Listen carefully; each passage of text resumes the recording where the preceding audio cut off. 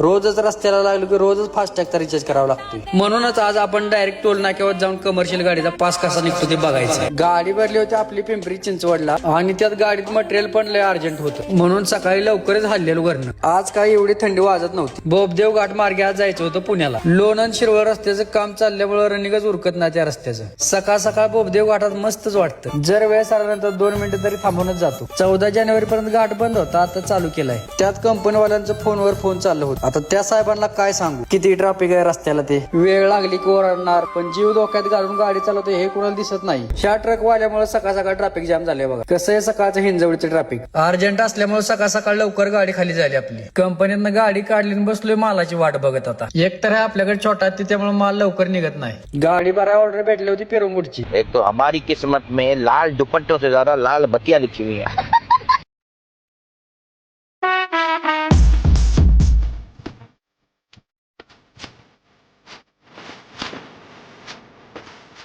गाडी लोडूच तर मोबाईल जमा केलता गेटवर. ट्रॅफिक न तर नकोच होतं.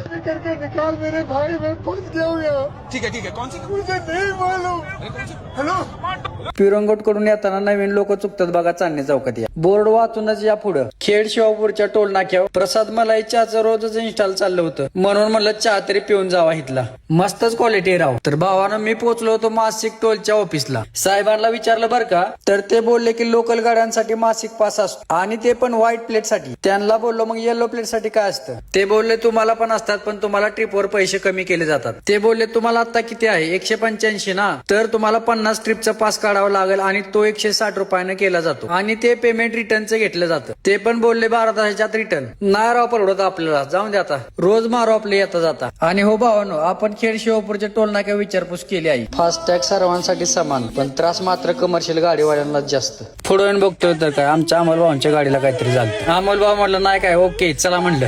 सगळेच विचारतात आज किती कमवलं, पण कोण विचारत नाही की टोल आज किती गेला.